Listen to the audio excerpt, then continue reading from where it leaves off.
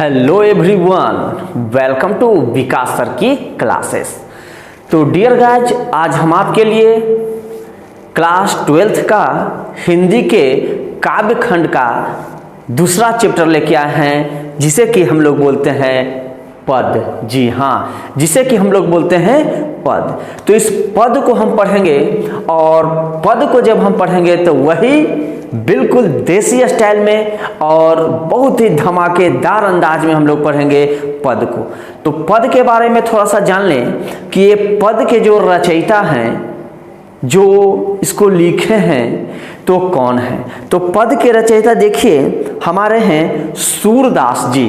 कौन है? सूरदास। जी हाँ, इनके नाम में ही जो है ना एक अजीब तरह का सूर है। नाम से ही देखिए सूरदास। गांव में हम लोग सूरदास किसको बोलते हैं?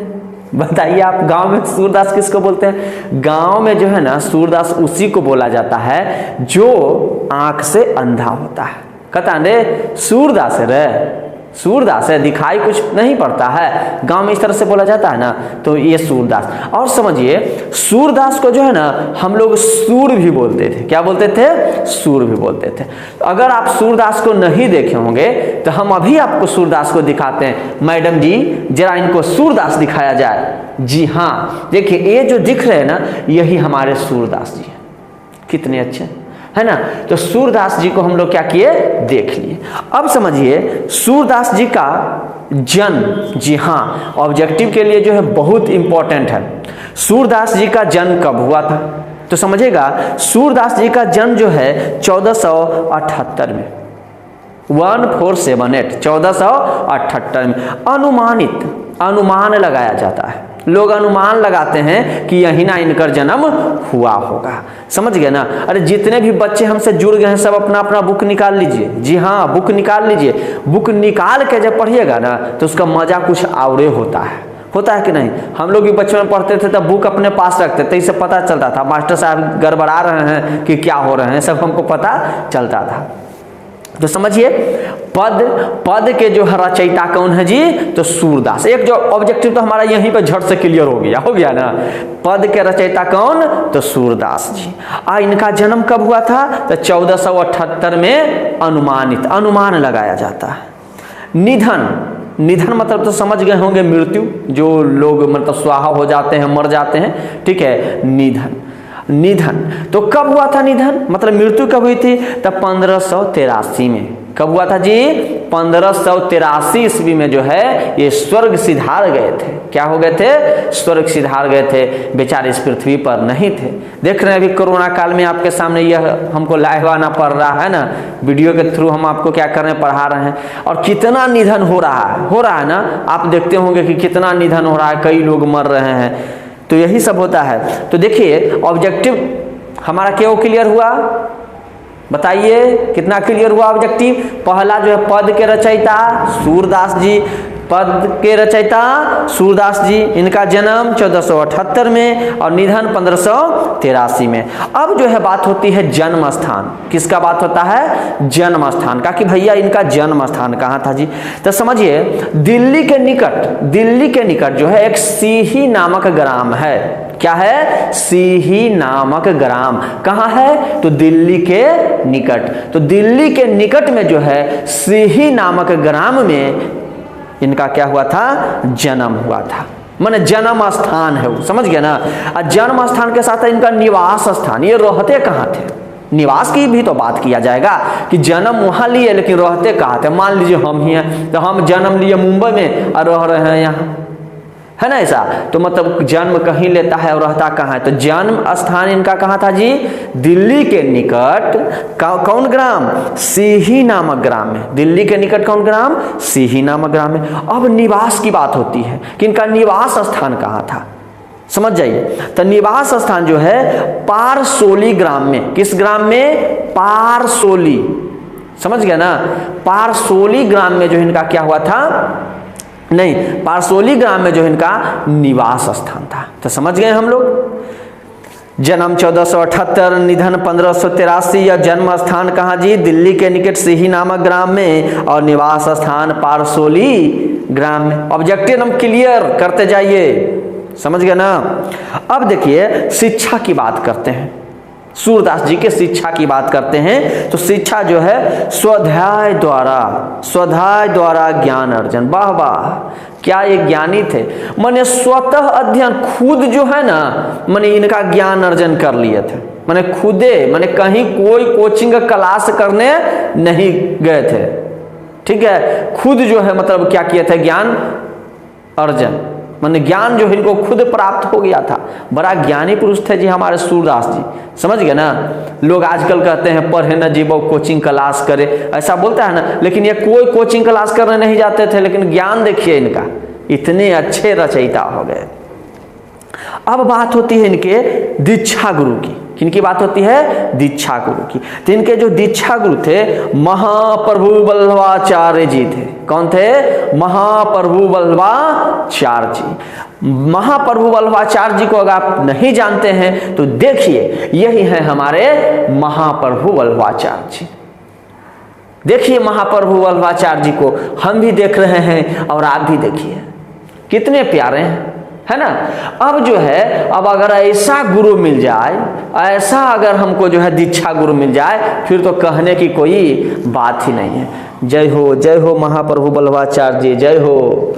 ठीक है, अब समझिए जो है इनका दीक्षा काल का बात करते हैं। दीक्षा काल जो है, तो दीक्षा काल 1509 से 10 तक का, ये भी अनुमानित ही है, ये भी क्या है, अनुमानित ही है। कब, 1509 से 10, ये अनुमानित इनका क्या है, दीक्षा काल। अब बात होती है इनकी कृतियां की, बात होती है इनकी कृतियां की। तो समझिएगा, सूरसागर, साहित्य लहरी, राधा रस केली, सूर सरावाली आदि जो है इनकी कृतियां हैं। ये जो है इनकी क्या है, कृतियां हैं, लेखनी है ये इनका, समझ गया ना। अब जो है इनकी अभिरुचि की बात किया जाए कि इनकी अभिरुचि किस में चीज में थी। बहुत सारे बच्चों का अभिरुचि होता है, किसी का क्रिकेट में होता है, किसी का डांस में होता है, किसी का जो है दरवाजा लगेगा जिमी जिमी आजा आजा गाने में होगा। सबका अपना अपना अभिरुचि होता है। इनकी अभिरुचि क्या थी, थोड़ा सा देख लेते हैं। पर्यटन, सत्संग, कृष्ण भक्ति एवं वैराग्य। वाह वाह, समझिए क्या क्या थे, पर्यटन में भी अभिरुचि थी, और सत्संग में। आजकल देखते होंगे गांव समाज में क्या होता है, हमारे गांव में मतलब देखते होंगे महिलाएं जो होती है ना, हमारी गांव की जो महिलाएं होती है, तो गांव की महिलाएं जो है ये शिव चर्चा करती है। क्या करती है, शिव चर्चा करती है। ढोलक झाल ले लेगी, अब बजाएगी, अब पूरा एकदम शंकर जी को झुमाएगी, उनको झुमाएगी, अब बाद में मकुंदाना के प्रसादी बांटता है, हम लोग खाते हैं। इस तरह से होता है, शिव चर्चा होता है। तो ये सत्संग में भी जो है क्या करते थे, इनकी अभिरुचि थी। कृष्ण भक्ति, कृष्ण के एकदम जबरदस्त जबड़ा फैन थे। कौन, हमारे सूरदास जी। सूरदास जी किनके जबड़ा फैन थे जी, तो कृष्ण के जबड़ा फैन थे। और वैराग्य, ये जो है अभिरुचि इनकी थी। अब जो है इनकी कुछ विशेषताओं के बारे में हम बात कि क्या क्या सूरदास में क्या क्या विशेषता था। ठीक है, तो सूरदास जी के बारे में हम बताते हैं। जन्म से अंधे, देखिए जन्म से ही क्या थे, अंधे थे, अथवा बड़े होने पर आंखें जाती रही। माने जन्म से ही अंधे, मान लीजिए ना जन्म से अंधे, तब न नामा हो गया क्या इनका, सूरदास, माने आंधर थे, जन्म से अंधे। और क्या थे, मृदुल, विनम्र, निर्भिमानी, भावुक और अंतर्मुखी स्वभाव से विरक्त महात्मा। वाह, मतलब जो है विनम्र थे, निर्भिमानी थे, मतलब जो है कोई इनके अंदर अभिमान नहीं था। क्या अभिमान रहेगा, आंख ये नहीं था। ठीक है, मतलब जो है ये सूरदास जी जो है जन्म से अंधे थे, विनम्र थे, और कोई इनके अंदर अभिमान नहीं था, इतने थे ये। ठीक है, और आपको एक चीज और बता दें, इसमें जो है ये जो है सूरदास जी जो लिखे हैं पद, ये ब्रज भाषा, क्या उन भाषा जी, ब्रज भाषा, समझ गए ना। अब जो है हम चलते हैं इसके चैप्टर पे। अब जो है हम चलते हैं इसके चैप्टर पे, क्योंकि जो है ऑब्जेक्टिव के लिए इतना परिपूर्ण है, और नहीं तो हम आपके लिए जो है ऑब्जेक्टिव सेशन का एक अलग से लाइव वीडियो लेके आएंगे, उसमें जम के ऑब्जेक्टिव किया जाएगा, एक भी ऑब्जेक्टिव छूटेगा नहीं। ये जो है हमारा वादा है आपसे। तब जो है अब हम इसके चैप्टर पे आ गए हैं और चैप्टर को हम आपको पढ़ाते हैं पद चैप्टर को। बड़ा ही मस्ती के साथ हम लोग पढ़ेंगे, कोई दिमाग पर टेंशन नहीं लेना है। विकास सर आपके साथ जुड़ गए हैं, फिर टेंशन लेने की कोई बात नहीं है। जी हाँ, जागे ब्रजराज कुंवर कमल कुसुम फूले। क्या कर रहा है? जागिए ब्रजराज कुंवर कमल कुसुम फूले, मतलब जागिए हे ब्रज के छोटे राजकुमार, आप जागिए। यहां जो है इसमें क्या, यशोदा माँ, कौन? यशोदा माँ जो है कृष्ण को जगा रही है।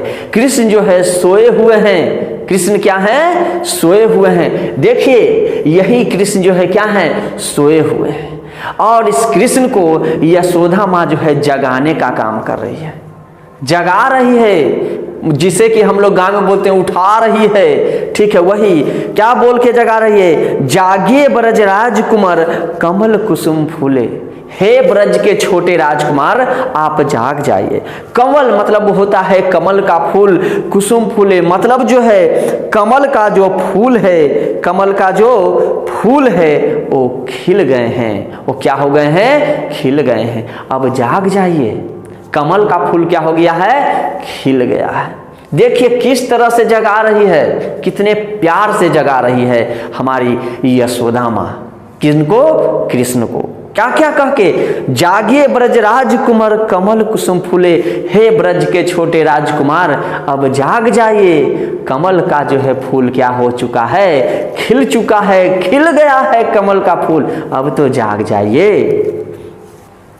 कुमुद वृंद संकुचित भये वृंग लता भूले, वृंग लता भूले। बोलता है कि कुमुद, कुमुद जो है ना कमल का जो छोटा फूल होता है ना, उसे हम लोग क्या बोलते हैं? कुमुद बोलते हैं। वृंद, वृंद का जो है अर्थ जो है समूह हुआ। क्या हो गया? समूह। मतलब यहां कहते हैं कि हाँ, कहा जा रहा है कि कुमुद वृंद संकुच भये वृंग लता भूले। कुमुद ने अपनी पंखुड़ियों को समेट लिया है। कुमुद ने अपनी पंखुड़ियों को क्या किया? समेट लिया है। अर्थात वो क्या हो गया? संकुचित हो गया है। अर्थात क्या हो गया है? संकुचित हो गया है। वृंग लता भूले, और भौरे जो है लताओं में खो गए हैं। भौरे लताओं में क्या हो गए हैं? खो गए हैं। यहाँ जो है यशोदा माँ, यशोदा माँ जो है, ये जो कृष्ण सोए हुए हैं तो यशोदा माँ उनको जगा रही है, कह रही है हे बेटा कृष्ण, अरे उठ जा। क्या हो जा? उठ जा। कमल का फूल खिल चुका है, कमल का फूल खिल चुका है। और जो है कुमुद जो है क्या हो गया है? संकुचित हो गया है। और जो है भौरे लताओं में खो गए हैं। बेटा अब उठ जा, मतलब सवेरे हो गया है बेटा। ये क्या कर रही है? यशोदा माँ जगा रही है, उठा रही है। आगे देखिए, बुक सब निकाले हुए हैं ना, चलिए आगे देखिए। तमचूर खगरोर सुनहु बोलत बनराई। तमचूर, तमचूर मतलब होता है मुर्गा। तमचूर मतलब होता है मुर्गा। देखते होंगे मुर्गा जब सुबह होता है ना तो मतलब बांग देता है, बोलता है ना मुर्गा, तो वही जो है कहता है तमचूर खगरोर सुनहु बोलत बनराई। सुनहु बोलत बनराई मतलब जो यहाँ कहा गया है कि मुर्गे की बाग, मुर्गे की बाग। जो मुर्गा सुबह सुबह बोलता है, सुबह में देखते होंगे मुर्गा जब होता है तो इस तरह से बोलता है ना, इस तरह से बोलता है। तो वही कहता है कि मुर्गा, और रोर मतलब होता है चरा, कोलाहल। क्या होता है? कोलाहल। बनराई मतलब पेड़ पौधे। बनराई का अर्थ हो गया पेड़ पौधे। वही यहाँ कहा जाता है कि मुर्गा जो है अपना बांग दे दिया। खग जो है कोलाहल कर रहा है। खग मतलब होता है चिड़िया, पेड़। पेड़ पर जो चिड़िया लोग रहते हैं ना तो उसे हम लोग बोलते हैं खग, पक्षी। लोग हमारे समाज में कुछ बोलते हैं हमरा खग के भाषा न सिखा, हम अपने सब भाषा जान ही, और तू हमरे सिखा रहे है, हम ये सब बात नहीं सीख सकते हैं। खग मतलब पक्षी के भाषा हमरा सिखा रहा है। तो वही बोलता है कि मुर्गा जो है अपना बांग दे रहा है और पक्षी भी कोलाहल कर रहा है, बोलत बन रही। अरे पेड़ पौधे जितने भी है सब जो है जाग गए, सब बोल रहे हैं, सब क्या हो गए हैं, बोल रहे हैं। लेकिन बेटा तू क्या है, सोया हुआ है, तू क्या है, सोया हुआ है। अब जाग जा कृष्ण, अब जाग जा। लेकिन हमारे ग्राम में जब हमारी माँ जगाने के लिए आती है तब बताओ, एकदम दिल से बताना, क्या इस तरह से जगाती है? नहीं जगाएगी, इस तरह से जगाती नहीं। वो तो सीधा आएगी, अब मार बेला, उठ उठ, सुत्तर उठ उठ, अब मार के जो है करती। अरे हम भी बड़ी मार खाए भैया, हम भी बड़ी मार खाए। इधर मार के बेलना लग जाता था, इधर कभी कभी तो सुतल में माथा पर मार के कड़ाक कड़ाक एकदम, क्योंकि लेट तक सोइएगा तो मम्मी का तो काम है तुमको कूट देगी धर के, पढ़ने जाना है, ये करना है, वो करना। कुटैया तो धैल है, लेकिन देखिए यशोदा माँ कुटैया नहीं कर रही है, यशोदा माँ प्यार से जगा रही है, प्यार से जगा रही है। लेकिन वो प्यार हमने क्या कहा, हमने तो कुटैया लग के जागते हैं, न लगते हैं, मार के दमाक तराम, ओकर बाद हम लोग जागते हैं, समझे। रामभती गौ खरिकनी में बछड़ा हित धाई, मतलब जो है ये जो गाय है ना वो खरिहान में बांग देना शुरू कर दी, बांग दे रही है, बो, ठीक है, इस तरह से बोलना क्या कर दी, शुरू कर दी। गाय कहाँ जाने के लिए, खलिहान में। कि अब हम कहाँ जाएंगे, खलिहान में जाएंगे। बछड़ा ही, अब बछड़ा भी साथ में जाने के लिए, बछड़ा भी मौ करके अपना जाने के लिए क्या कर रहा है कि हम भी क्या करेंगे, हम भी कहाँ जाएंगे, अब घर में सब जाग गया है कृष्ण, केवल तू ही सोया है। तू उठ बेटा, अब जाग, क्या कर, जाग जा। विधु मलिन रवि प्रकाश गावत नर नारी। विधु, विधु मतलब देखो चला क्या होता है, विधु का अर्थ होता है चंद्रमा। विधु मतलब चंद्रमा, चंद्रमा जो है मलिन हो गया, मलिन माने चंद्रमा जो है हट गया, जा रहा है। चंद्रमा क्या हो गया, मलिन हो गया। देखो चंद्रमा क्या हो गया, मलिन हो गया, जा रहा है। रवि प्रकाश, और रवि माने सूर्य, सूर्य जो है वो क्या हो गया, अब आ गया। सूर्य जो है अब हमको दिखने लगा, अब आ गया है।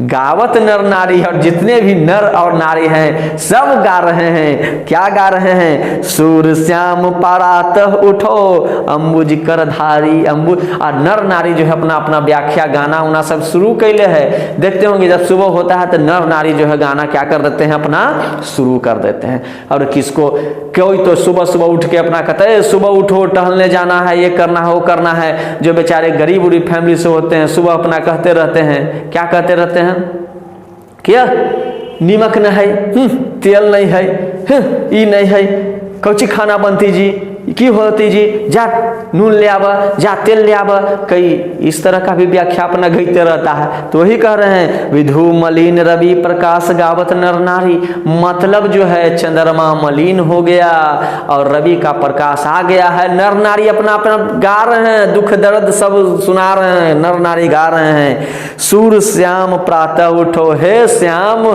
सवेरे, मैंने प्रातः उठो श्याम, लेट से क्यों उठते हो, प्रातः उठो अंबुज कर धारी, मतलब जो है कमल के फूल धारण करने वाले तुम क्या करो, प्रातः उठो, क्या करो, प्रातः उठो। अब जो है इस तरह से यशोदा माँ क्या कर रही है, जगा रही है, किनको, कृष्ण को। तो पहला पद में जो है यशोदा माँ कृष्ण को जगाने का काम कर रही है।